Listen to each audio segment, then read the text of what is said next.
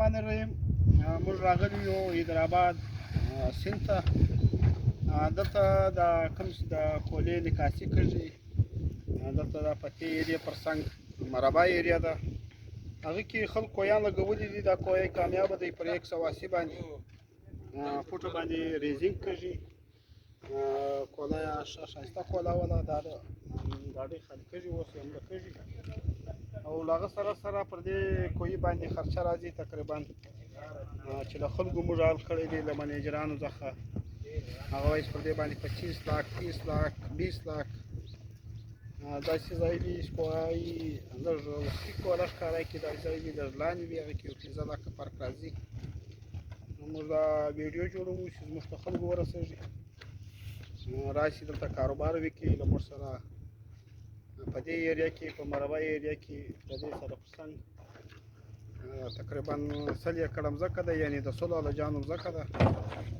دا ویډیو موږ جوړوو د خپلې علاقې دپاره چې د بوري خلک، د دوکۍ، د سماولنګ، د کلاسیفلا خلک راشي دلته کاروبار وکړي، هلته خپل انویسټمنټ وکړي. دغه ډېر ښایسته ځای دی. موږ پر الجان یقینا خرچه ډېره راځي. الجان وي، هغه وي، لاین وي، سیسټم وي، 2 کروڑ شاوخوا خرچه راځي. دلته خرچه بالکل 20 लाख 25 लाख دا خو نه ده خرچه. او انشاءالله کولې شته، ډېر وی آی پي ځای دی.